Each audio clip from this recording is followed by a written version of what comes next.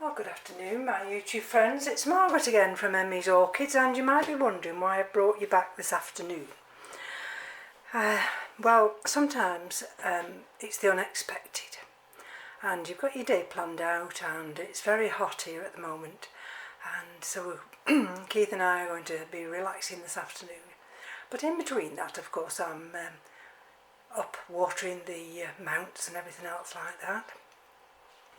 And I've come to water this Cattleya Walkeriana of our cerulean. This is that one that's absolutely gone berserk. You can see all those roots, can't you? Look at them. So there's nothing wrong with the roots. So you might wonder, well, what's your problem? Well, you know what I'm like with my beady eyes.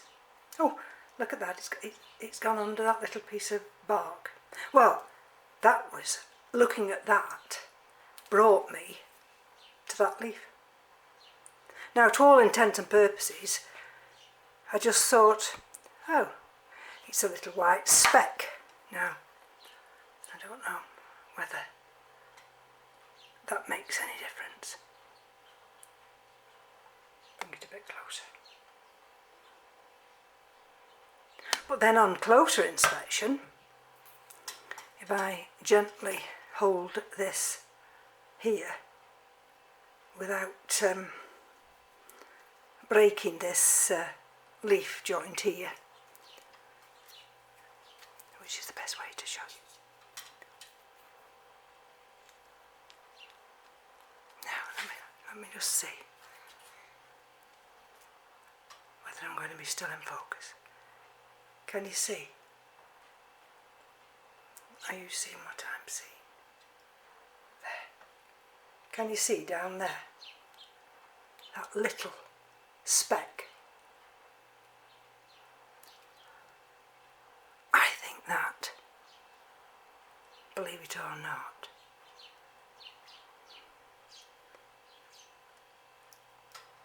is scale. Can you see it now? Oh, look at that. Now, scale are my nemesis. They're bastards, excuse my French. I don't normally use language like that, but when it comes to scale, you've got to be on top of this blighter, because if you're not, that would cross over to all my orchids. Now, I use this. And I don't pussyfoot about. I don't go in with these treatments that are environmentally friendly. I go in for the kill. Because a couple of years back, I nearly lost my collection with scale. And could I get rid of the blighters? Could I? Nelly. So ever since then, any signs of scale, I go straight for the systemic. Shake it up, I don't even dilute it, straight in for the kill. So I get my cotton wool, that. I just dampen the end like that.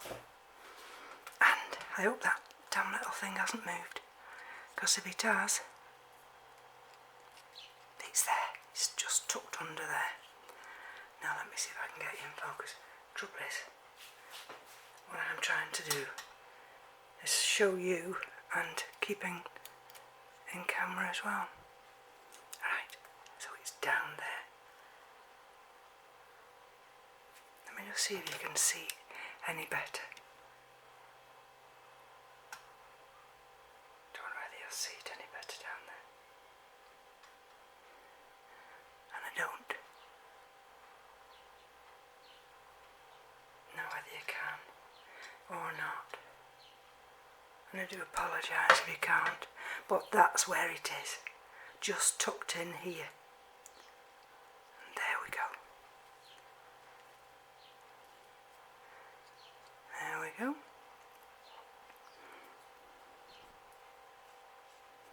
Now you've got to try and be very careful not to damage that developing sheath there. It will be weakened if this scale get a hold. There, it's come through there. Can you see where it's come through? And still there. So what I'm going to do, bear with me a minute, I'm going to get another little drop. There we go.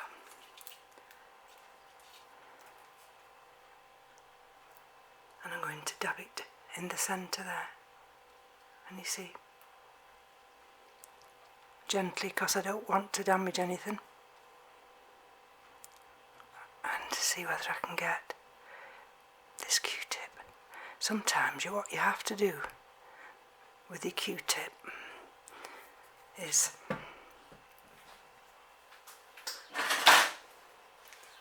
just cut it a little bit, or pull it out a little bit like this. See what I mean now? So we're pulling it out. I mean, I can't touch it because it's got systemic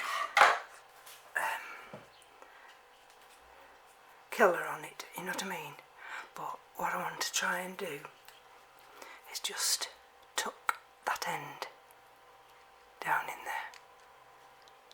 What I'm really trying to do, just hold on. Right, now I don't think my little trusty tool is going to be narrow enough to go down there. But what I'm going to try and do is see whether it'll allow me to lift this bloody scale out. Sorry again. Oh dear. And all I've done is push it further down. Right. Pushed it further down. Now just wouldn't that just... right. Okay, hold on. Right, I'm back. Now let's see. Got a pointy needle. And you might say to yourself, oh, what's she going to all this trouble for? Because if that scale isn't dead, see, I've already damaged that joint, can you see? So it's already weakened. Anyway, let me just see if I can get it out.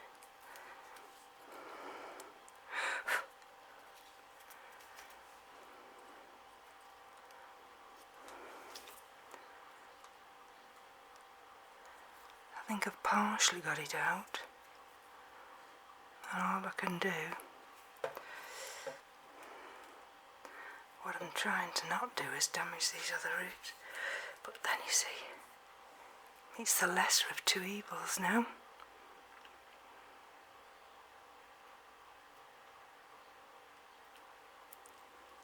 Right, let me have a look.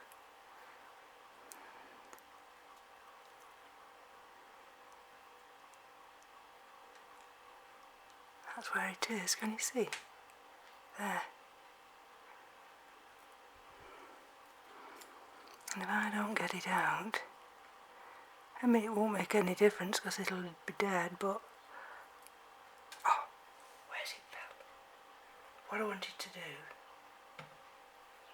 was show you it.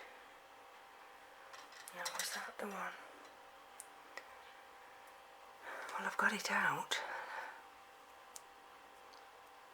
And it fell, but I don't know where it fell.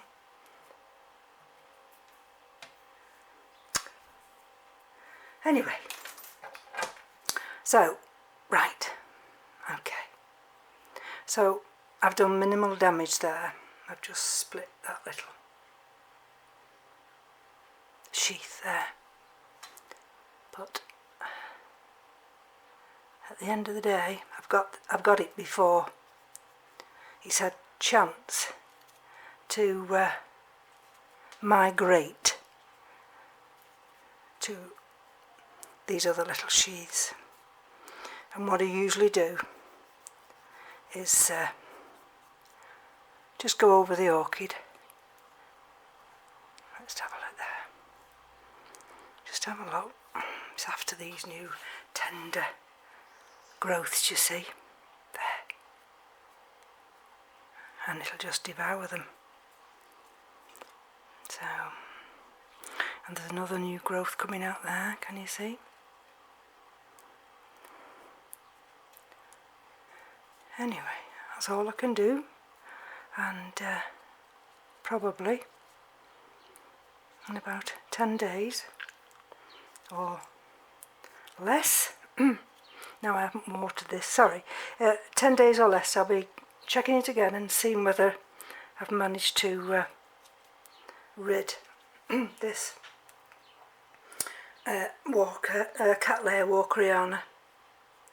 They're a nuisance, the scale. Now I've not watered yet, so shortly I'll give that a water. I'll spray it, but I'm going to let that insecticide just work on that area. So that's that one. That's the first unexpected dilemma. And let's have a look. Let's just wipe everything away. Whew, I can't tell you. We're not used to heat like this in England. Makes your throat dry, your hair's wringing wet through at the back, your sweat's running off your nose. Right, this one. This is one of my new acquisitions. This is a Catasetum pileatum yellow giant. And I've just noticed that growth died back. So I've got to look at this now, just to see why that's died back on me. Now it could be that I've kept it too moist. It could be that it's over fertilised. But look, see, it's died back.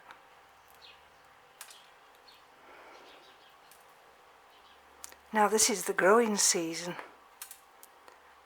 and I mean these are last year's roots. I can't see any there.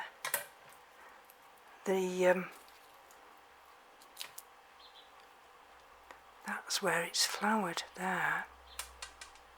So under normal circumstances these new roots here can just be cut off, and you wait.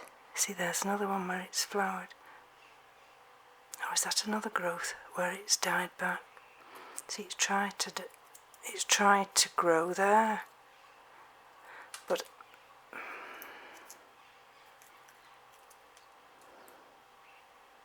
anyway, it's too wet. So what do I do with this one? See, that's been a new root. I can tell by the colour. But that's died back.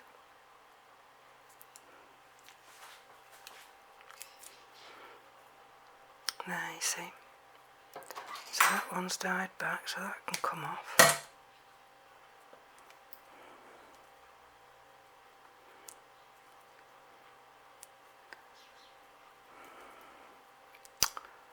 You see, it's the unexpected. That's when you're a novice grower and you've got something that you've never grown before. That's when the alarm bells start ringing and you think, oh goodness gracious, what am I going to do now? See, my idea now, if nothing else, is I'm going to attach it to this stick here, this piece of wood. I'm going to and just see whether or not it'll send out any new growth. So bear with me again. You see, I've got all the slow release fertiliser in there. It may be that it's that. I mean, this moss, it's good moss, but with the slow release fertiliser I think it's been too much. So bear with me a minute. Right, So I've just rinsed those roots of any of that fertiliser, and they don't look too bad actually. So what I've got to do now is just I'm going to hang it like that. Can you see?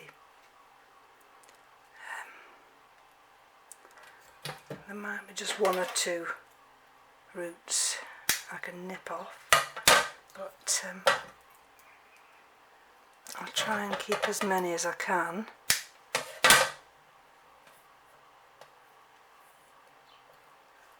And I'll just put it on this stick here. I've got some fresh sphagnum moss here, and I don't want to use too much. Let's have a look how it'll lie.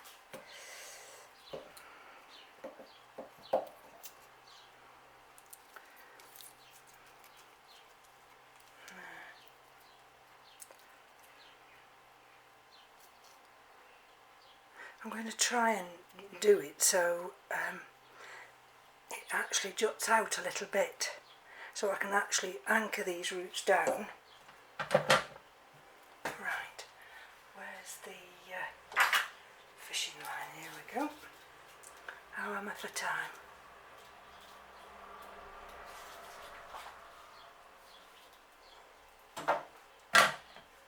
Okay. Right, I'm doing this off camera, just so I can save myself a little bit of time. Okay, let's get this on first. And I hope you're seeing what I'm seeing. Okay, let's have a look.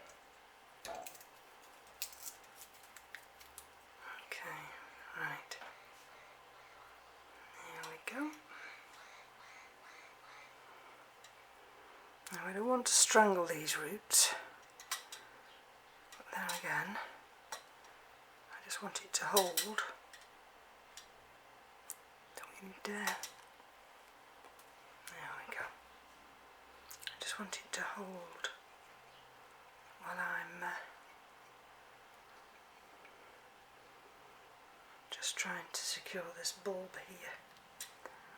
Okay, come out. Right. Okay. My third finger is my mouth. Okay, let's have a look. There we go. There's the end to tie off. I've just got it under those roots now, there. Let's bring it slightly. What's it going to look like that way? I think. Okay. You see, I could actually leave it bare rooted like this, because I don't think, I'm just going to tuck a little bit underneath here. There we go. I don't think it's going to make any difference whatsoever, these roots, because these are the roots from last year. Okay. Let's put a little bit just under here. There we go. And then let's get my end that I need to keep, which is this one. And let's now just wrap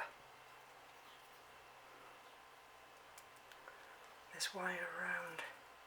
Normally, of course, I'm very careful about wrapping, sorry about that, wrapping roots.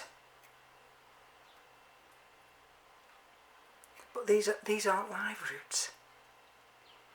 And until I see any signs that they're going to be live roots, I'm only going to wrap it very gently. What I need to do is just to be able to cushion it. Okay, let's have a look what we're doing here. There we go. I don't know whether you see me, I hope you are. Okay. Right. Not much more of this fish in mine now.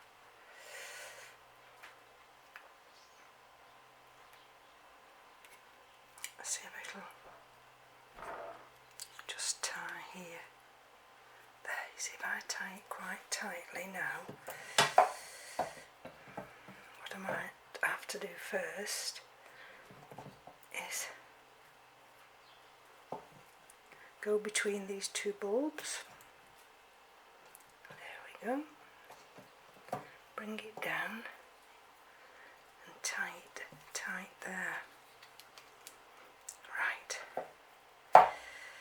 Okay, let's have a look and see whether this will actually hold it in place. If not, there we go. And you see, so that's holding that in place now. I've got that bulb secure, and this one is held by virtue of these front roots, and we'll just have to see. Now see, that's gone now, that's been aborted, and we'll just have to see whether or not it's got the strength in these bulbs to send out a new growth. But that's all I can do. I can't think of anything else to do. Like I say, something's attempted to come out there, and something's attempted to come out here, and we've had something here. Now whether they were growths or whether they were flowers, I have no idea. But anyway, at least now, at least I've caught it. It's got now fresh sphagnum moss, and it'll go back up into the grow room now. So at the end of this video, I do apologise for my language. I mean, it's terrible, isn't it? But when you get scale, I can't tell you. It just absolutely drives me mad. Before I finish, I just wanted to show you. Last year, I don't know whether you ever remember, but last year I grew gloxinias. I didn't save the names, but I kept the bulbs all winter, and I put them in the cold frame, maybe April, and nothing happened for a short while, and then all of a sudden they started to sprout. So I'm really thrilled with that. And this little tiny one, I didn't think for 1 minute that would survive at all, because when I put it into the cold frame with the others, it was a completely dead cone. But there you see, even that one's coming alive now. So, right, I hope this video has been of interest to some of you, and thank you to my new subscribers. All I would say is, when you have your orchids, just always check. Don't just look at the roots and think, that's fine. I mean, to all intents and purposes, you look at that and there is no problem at all. But you see, experience has taught me, you just don't look on the top.